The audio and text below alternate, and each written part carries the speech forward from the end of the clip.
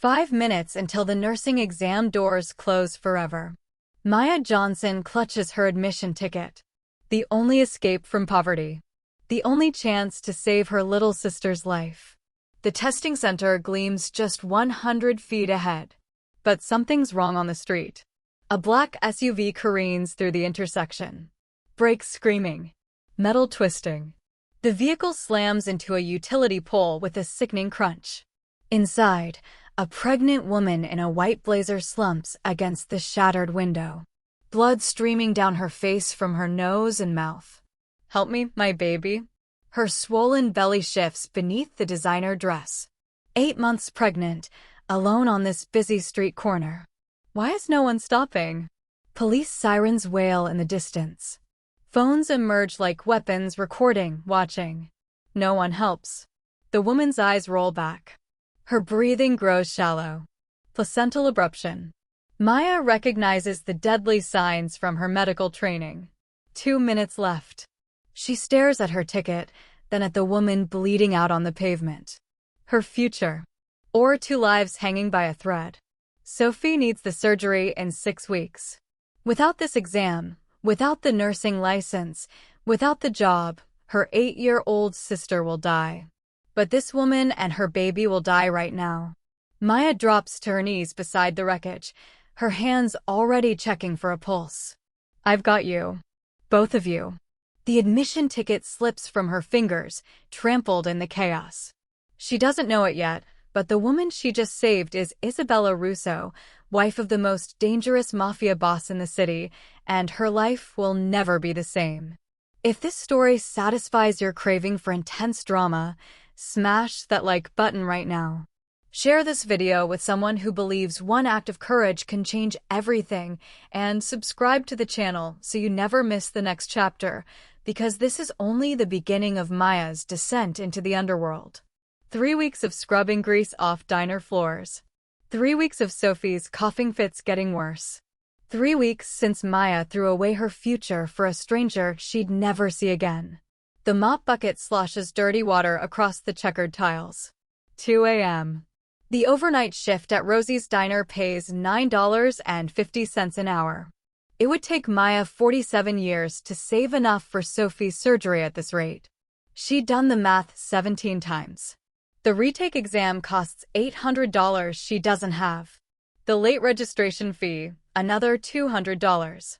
Her nursing textbooks sold for $60 to cover last week's insulin for Sophie. Every door had slammed shut the moment that admission ticket blew away in the wind. Worth it, she tells herself, wringing out the mop. That baby is alive because of you. The math doesn't care about worth. Through the grease-streaked window, headlights slice through the darkness. Not the usual taxis or delivery trucks.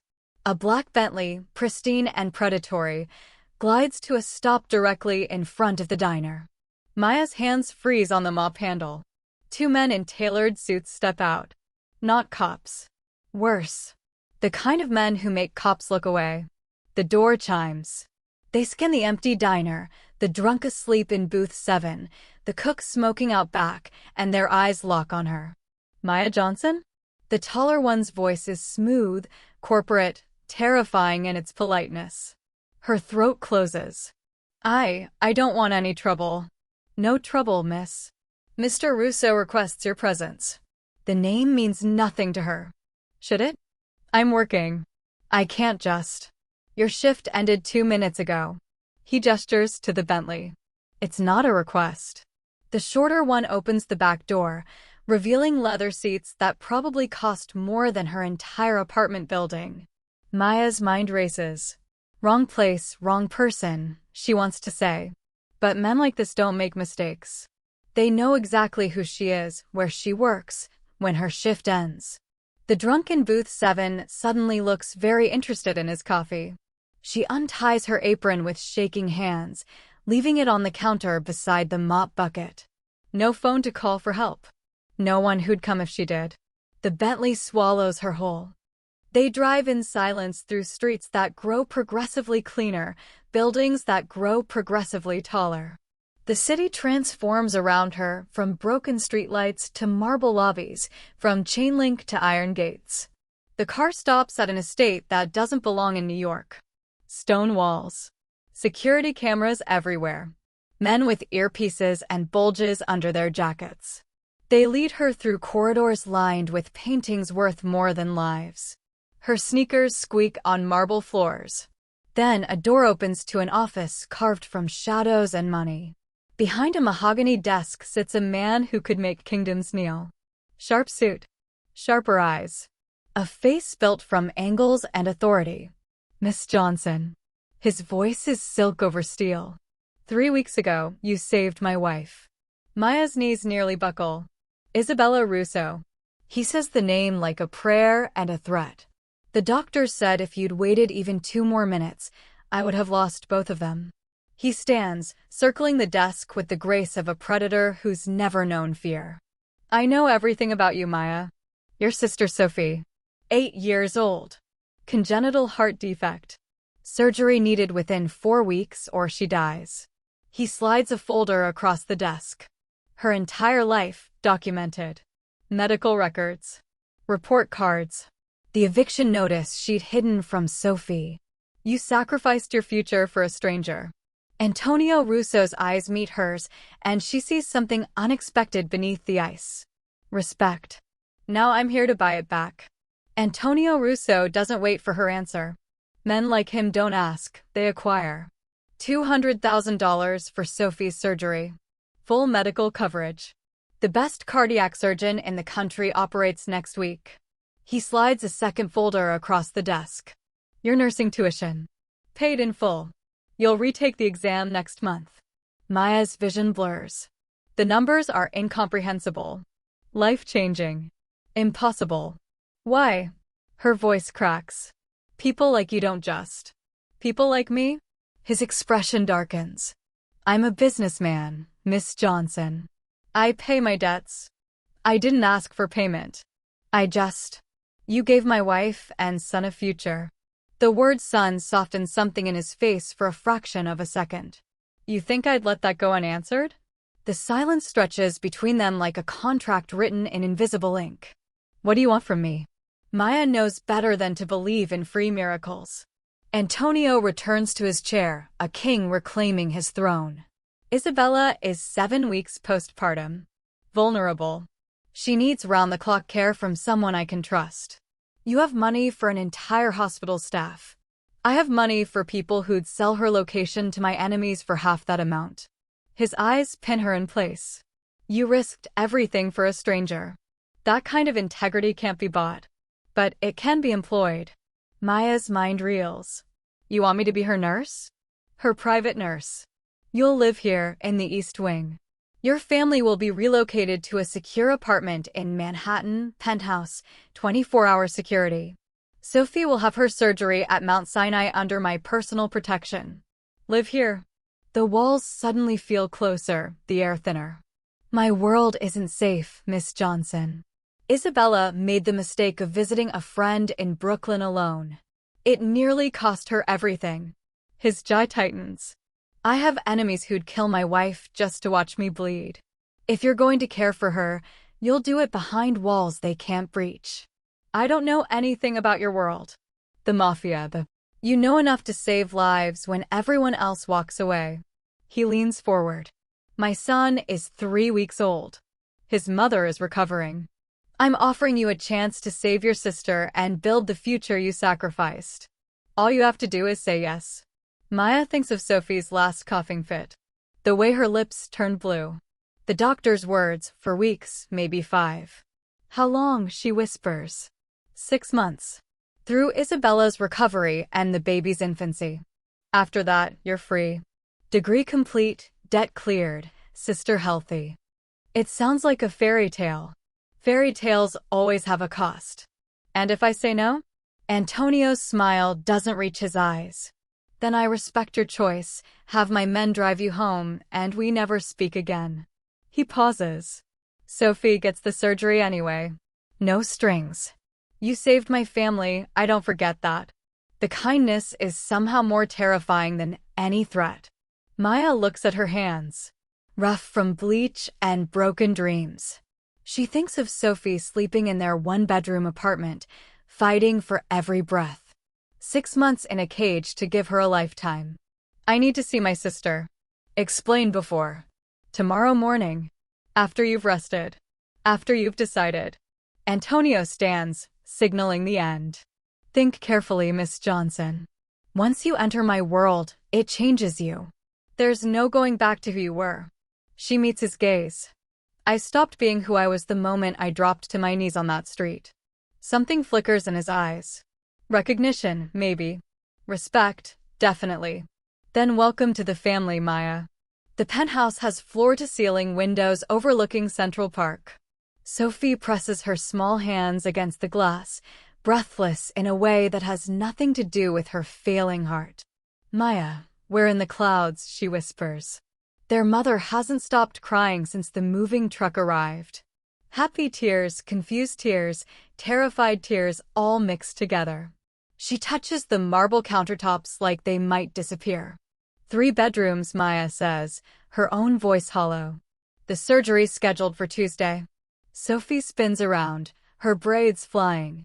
Then you can come home, right? After I'm better. Maya forces a smile. 6 months, sophomore. Then I'm home for good. The lie tastes like copper. The estate swallows Maya whole that same afternoon.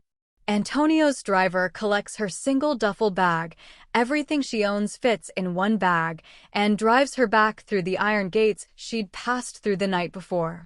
The East Wing is larger than her entire apartment building. Her room has a 4-poster bed, a private bathroom with a tub the size of her old bedroom, and a window overlooking gardens that probably require a staff of 20. She doesn't belong here. Miss Johnson. A woman's voice, soft and warm. Maya turns to find Isabella Russo standing in the doorway, cradling a sleeping infant against her chest. She's smaller than Maya expected, delicate in a way that seems impossible for someone married to Antonio Russo. The bruises from the accident have faded to yellow shadows on her pale skin. You can call me Maya. Then you call me Isabella. Her smile is genuine, reaching eyes that hold too much sadness for someone so young. I wanted to thank you. Properly. Not through my husband's business arrangements. You don't need to. You gave up everything for me. Isabella's voice cracks. A stranger. You didn't even know my name. Maya swallows hard. I couldn't just walk away. Most people do. Isabella shifts the baby, and Maya glimpses the small, perfect face. This is Marco. 3 weeks old today. He exists because of you. The weight of that statement settles between them like a living thing. Over the next 2 weeks, Maya falls into a rhythm. She monitors Isabella's blood pressure, helps with midnight feedings, watches Marco sleep in his nursery that costs more than a medical degree. Isabella talks while Maya works, about her childhood in Sicily, her love of painting, the roses she wants to plant in the spring. She never mentions Antonio's business. But the evidence is everywhere. The armed guards who patrol the grounds. The cars that arrive at midnight, men with dead eyes and heavy shoulders filing into Antonio's office. The phone calls Isabella takes in Italian, her voice dropping to whispers, her hands shaking after she hangs up. You're safe here, Isabella says one afternoon, watching Maya's eyes track another black SUV through the gates. The walls keep the monsters out. What about the ones inside? Maya doesn't mean to say it out loud. Isabella's laugh is bitter. Antonio isn't a monster.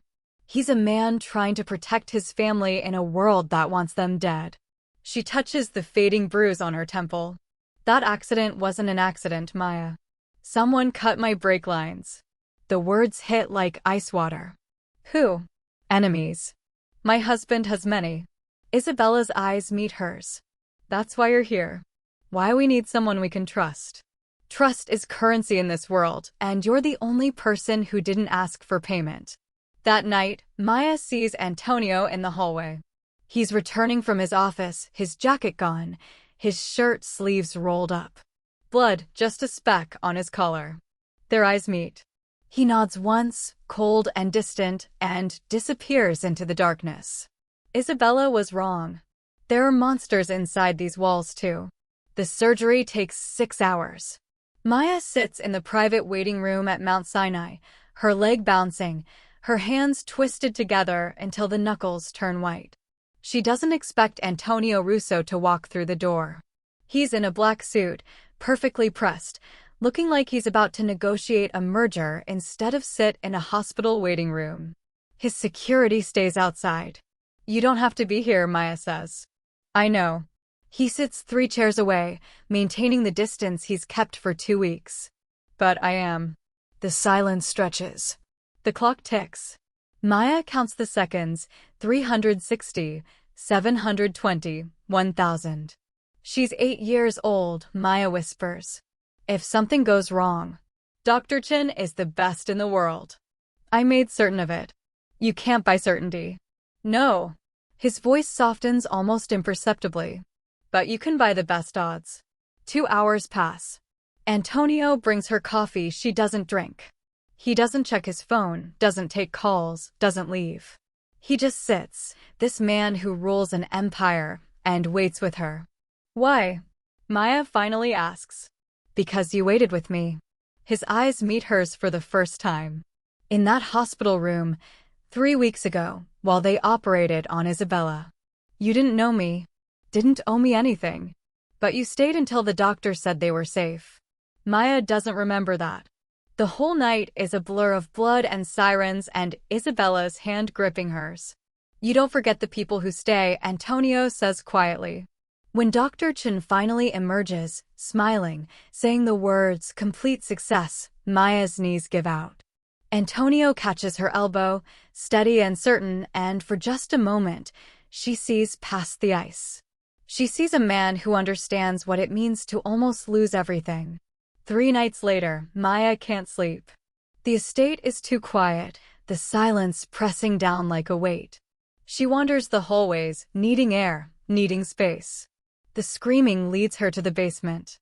She shouldn't open the door. Every instinct screams at her to walk away.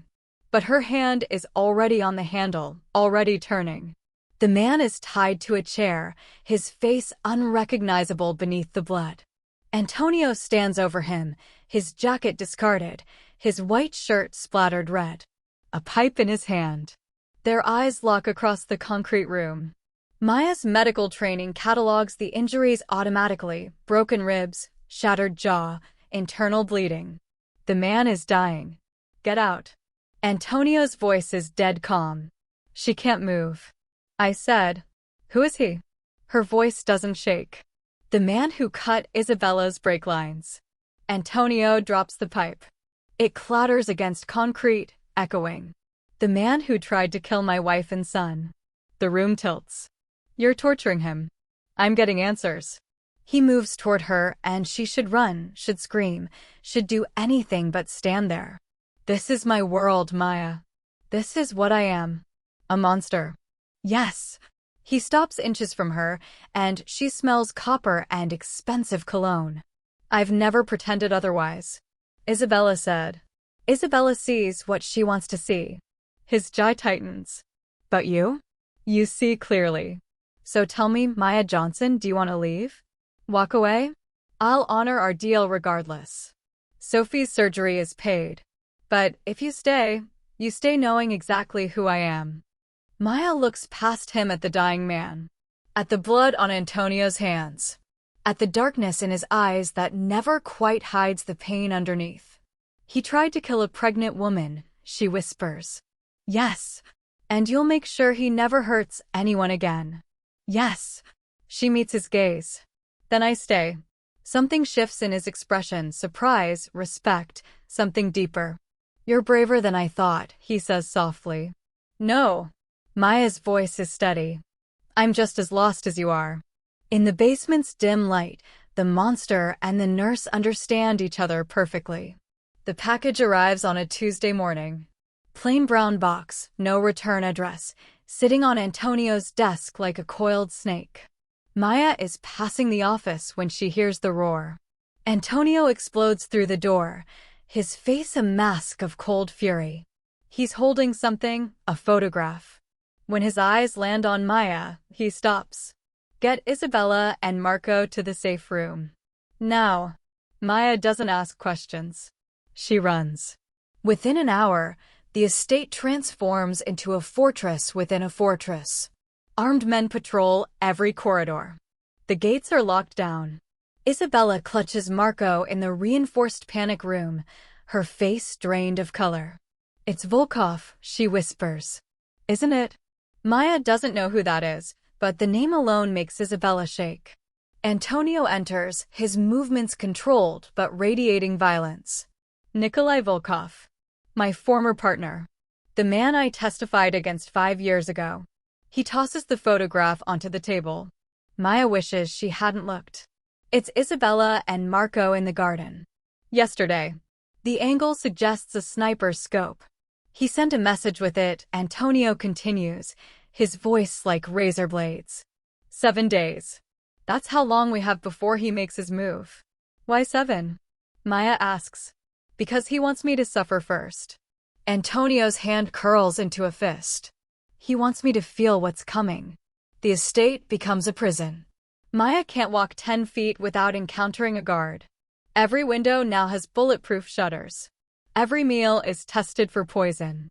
Isabella barely sleeps, jumping at shadows. And Luca, Antonio's right-hand man, the one who always had a joke and a smile, starts acting strange. Maya notices it on day 3. He's in the hallway, phone pressed to his ear, his voice low and urgent. "I don't care what it takes." "Yes, the hospital." She goes alone, you understand? Alone. He turns and sees Maya. The phone disappears into his pocket so fast she almost thinks she imagined it. "Maya. Didn't see you there. Who were you talking to?" "Nobody. Just personal business." His smile doesn't reach his eyes. "How's Isabella holding up?" "Scared. Like everyone else." He nods, but there's something off in his expression. Guilt, maybe. Or fear. That night, Maya passes Antonio's office and hears raised voices. "I trust you with my life, Luca." Antonio's voice carries through the heavy door. "Are you telling me I shouldn't?" "No, boss. Never. I'm just saying we need more men on the perimeter." "Volkov's unpredictable." "Then why do you look like you're about to run?" Silence. "I'm not running. I'm here. Always."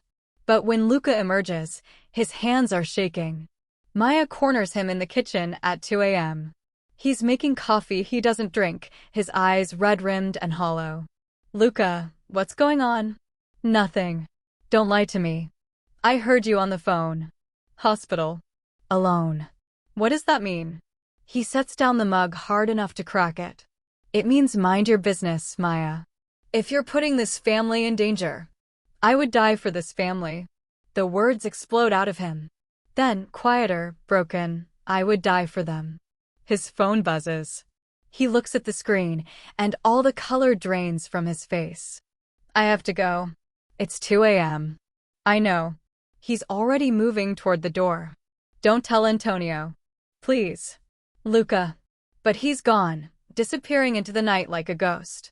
Maya stands in the empty kitchen, her instincts screaming that something is terribly wrong.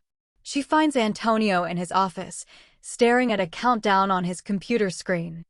4 days, 18 hours, 32 minutes. "Maya." He doesn't look up. "You should be sleeping." Luca just left. In the middle of the night. He's been acting strange for days. Now Antonio looks up, his eyes sharp as knives. "Tell me everything."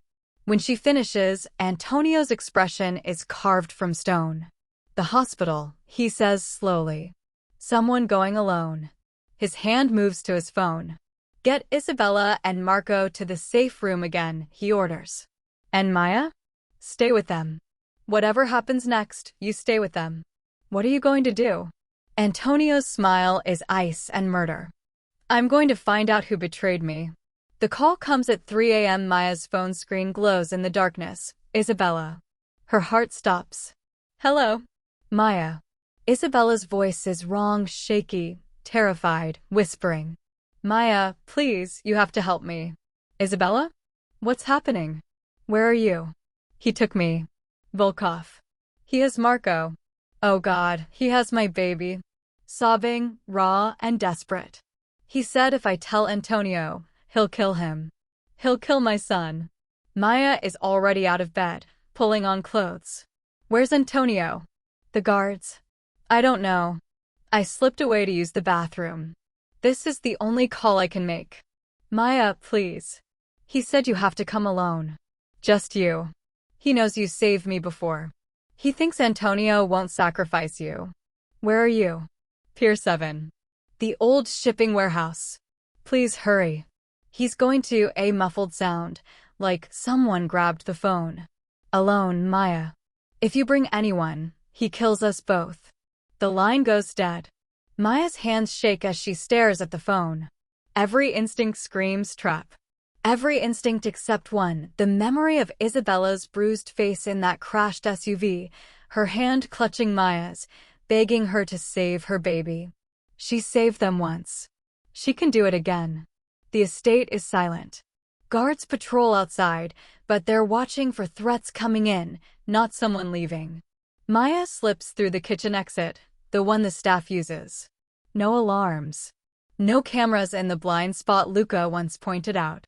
Luca. Something twists in her gut, but there's no time. She takes a staff car from the back garage he's always left in the ignition for emergencies. The gates open automatically from the inside. No one stops her. Pier 7 sits at the edge of the city where the river meets industrial decay. Rusted warehouses, broken windows, shadows that move like living things. Maya's headlights cut through the darkness as she parks outside the largest building. Her phone is silent. No backup. No Antonio. Just her and whatever's waiting inside. The warehouse door groans open. Inside, shipping containers stacked like metal coffins. The smell of salt water and rust and something else, gunpowder. Hello. Her voice echoes. Isabella? Footsteps behind her. Maya spins. A man emerges from the shadows. Not Antonio. Not Luca. Someone new, with dead eyes and a gun. Maya Johnson. His accent is thick Russian. Right on time. More men appear, circling her like wolves. And then he walks forward, Nikolai Volkov. She's never seen him before, but she knows him instantly. The same predatory grace as Antonio, but colder. Crueler. A man who enjoys the suffering. Where's Isabella? Maya demands. Volkov laughs. Isabella Russo is safe in her panic room, holding her precious son. He circles her slowly. You really thought she'd leave the estate? That Antonio Russo's wife would be so easily taken. The trap snaps shut around her. Then who called you? Volkov smiles. Someone who sounds very much like Isabella when properly motivated. Someone whose brother would do anything to save her. Luca. The phone calls. The hospital. Someone going alone. Not Isabella going alone. Luca's sister. You're using her, Maya whispers. You're blackmailing him. I'm using everyone. Volkov stops in front of her. Luca's sister. You. All pieces on my chessboard. And when Antonio comes to save you, because he will come, I'll finally take everything from him the way he took everything from me. Maya's blood runs cold. I'm bait. Smart girl. He nods to his men. Tie her up. And someone call Antonio Russo. Tell him we have his nurse. Tell him he has 1 hour to come alone, or we start cutting pieces off her. Hands grab Maya, rough and efficient. Zip ties bite into her wrists. As they drag her toward a chair in the center of the warehouse, she sees him in the shadows.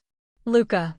His face is destroyed, guilt, shame, terror all twisted together. He mouths 2 words, I'm sorry.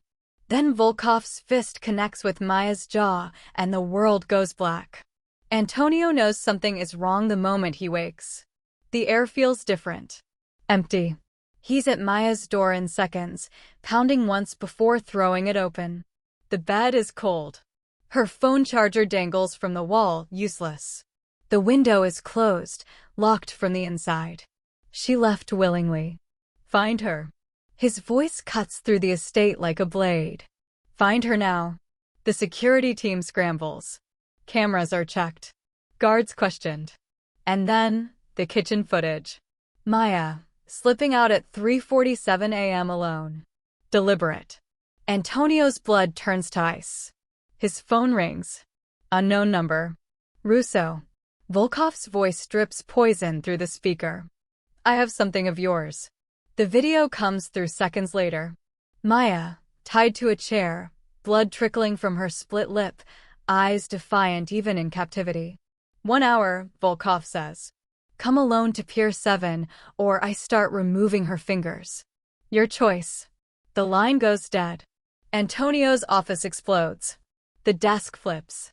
Glass shatters. His men stand frozen as their boss becomes something beyond rage, becomes purpose carved from fury. Get everyone ready. Full tactical. We leave in 20 minutes. Boss. His head of security hesitates. He said alone. I don't negotiate with dead men. How did she even get out? Someone asks. The question hangs in the air like smoke. Antonio's eyes sweep the room, counting faces. Counting absences. Where's Luca? Silence. Where is Luca? Here, boss. Luca steps forward from the back of the room, and Antonio sees it immediately, the defeat in his eyes. The guilt carved into every line of his face. Antonio moves so fast no one can react. His hand is around Luca's throat, slamming him against the wall hard enough to crack plaster. You. The word is barely human. You did this. Luca doesn't fight back. Doesn't defend himself. My sister, he chokes out. Volkov has my sister. 3 days ago, they sent me her finger in a box. He said if I didn't help him get to Maya, he'd send me the rest of her piece by piece. Antonio's grip tightens. One squeeze. That's all it would take. She's 19 years old, Antonio. She's all I have left in this world. So you gave him Maya? I gave him bait. Luca's eyes meet his, red-rimmed but steady. I knew you'd come. Knew you'd bring everyone. I'm not trying to get Maya killed. I'm trying to get everyone I love out alive. By betraying me. Yes. No apology. Just truth. By betraying you. The room holds its breath. Antonio releases him, and Luca crumples to the floor, gasping. You should kill me, Luca says. I would, in your position. Antonio stares down at the man who's been his right hand for 8 years. The man who's taken bullets for him. Who's buried bodies and kept secrets and never once asked for anything in return. Until now. Get up. Luca looks up, confusion flickering across his face. I said get up. Antonio's voice is steel. You're coming with me. Boss, you want to save your sister? Then you help me save Maya. After that. Antonio's eyes promise death. We'll discuss your debt. Luca rises slowly, understanding dawning. I'll pay it, he says quietly. Whatever it costs. It will cost everything. Antonio is already moving, already planning. Gear up. We leave in 15. And Luca? Yes, boss. If she dies because of you, your sister won't be enough to balance the scales. I'll burn down everything you've ever loved. Luca nods. I know. Antonio turns to his men. Full assault. Pier 7. We're getting our people back. His voice drops to something colder than death. And we're ending Nikolai Volkov tonight. The army mobilizes. Weapons checked. Vests secured. Vehicles loaded. Luca stands among them, a dead man walking. But he's walking toward redemption or death. Either way, the debt will be paid. The warehouse at Pier 7 squats in the darkness like a wounded beast. Antonio walks toward it alone, his hands raised, weaponless. Behind him, 3 blocks away, his army waits in the shadows. Luca's voice crackles through the earpiece hidden beneath Antonio's collar. Strike team in position at the east entrance. On your signal, boss. Antonio doesn't respond. Just keeps walking. The warehouse doors swing open. Volkov's men pat him down, rough and thorough, finding nothing. They miss the earpiece. Amateurs. Inside, Maya is exactly where the video showed her, tied to a chair in the center of the vast space, blood dried on her face, but her eyes still burning with defiance. When she sees Antonio, relief and terror war across her expression. "Don't," she calls out. "It's a trap. Just leave." One of Volkov's men backhands her silent. Antonio's jaw tightens, but he doesn't move. Not yet. Nikolai Volkov descends from a catwalk, theatrical as always. Antonio Russo. Right on time. Alone, as requested. "Let her go. This is between us." "Between us?" Volkov laughs. "You destroyed my life, testified against me, sent me to prison for 5 years. And you think this is just between us?" He pulls a gun, pressing it to Maya's temple. "I want you to watch everyone you love die. Just like I did. Your family died because you were careless. You got them killed." Volkov's face contorts with rage. "Careful, Antonio." "I'm done being careful." Antonio's hand moves to his ear. The signal. Explosions tear through the east wall. Smoke and chaos erupt as Lucas' strike team floods in 12 men, tactical gear, automatic weapons painting the warehouse with muzzle flashes. Volkov's men scatter, returning fire. The warehouse becomes a war zone. Antonio moves like lightning, crossing the distance to Maya in seconds. He cuts her bonds with a knife that appeared from nowhere, pulling her behind a shipping container as bullets tear through the air. "You came," she gasps. "Always." He hands her the knife.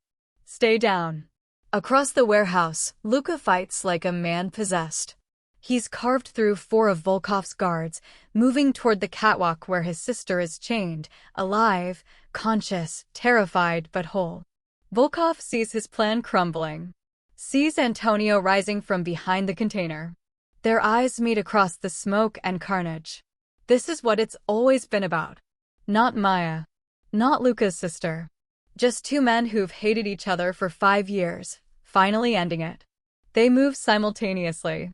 Volkov raises his gun. Antonio is faster, his own weapon already drawn. But Volkov isn't aiming at Antonio. He's aiming at Maya. The shot echoes like thunder.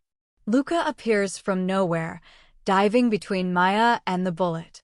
The impact spins him, blood blooming across his chest like a crimson flower. "No!" Antonio's roar drowns out the gunfire. Luka hits the ground hard. Antonio's gun barks 3 times. The first bullet takes Volkov in the shoulder. The second in the chest. The third, the kill shot between the eyes. Nikolai Volkov drops like a puppet with cut strings, dead before he hits the concrete. The warehouse falls silent except for the ringing of spent shells and the ragged breathing of survivors. Antonio is at Luka's side instantly, Maya crawling over, her hands already pressing against the wound. But there's too much blood. Exit wound the size of a fist. "Boss." Luka's voice is wet, failing. "My sister." "Is she?" "Safe." "She's safe. We got her." Luka's smile is peaceful. "Good. That's good. Don't you dare die on me." Antonio's hands shake as he presses harder on the wound. "That's an order, Luka." "Can't follow this one, boss." Luka's eyes find Maya. "Take care of him. He needs someone who sees past the monster." "Luka." "Debt paid." His hand finds Antonio's, gripping weak. "We're even." The light fades from his eyes like a candle in the wind. Antonio Russo, the man who never breaks, holds his brother's body and finally shatters. They bury Luka on a hill overlooking the city he died protecting. The funeral is small, just family. Because that's what he was. Family. Antonio stands at the grave long after everyone else has left, a single white rose in his hand. Maya watches from a distance, giving him space to grieve the brother he couldn't save. When he finally places the rose on the fresh earth, his shoulders shake once. Just once. Then Antonio Russo straightens, wipes his eyes, and walks back to the living. Maya takes his hand. He doesn't let go. Luka's sister, Sophia, barely 20, saved but forever scarred, plants a rose bush at the grave the next week. White roses. For redemption. For sacrifice. For the brother who gave everything so she could live. 5 years later, the roses have grown wild and beautiful. Maya Johnson Russo stands in front of the Luca Moretti Memorial Foundation, watching young nursing students file through the doors. The building is glass and hope, funded by Antonio's empire. The parts of it he's systematically dismantled and rebuilt into something legitimate. No more blood money. No more torture chambers and basements. Just a man trying to honor the friend who showed him that redemption costs everything but is worth the price. Mrs. Russo? A young woman approaches, clipboard in hand, eyes bright with ambition. I'm here for the scholarship interview. Maya smiles.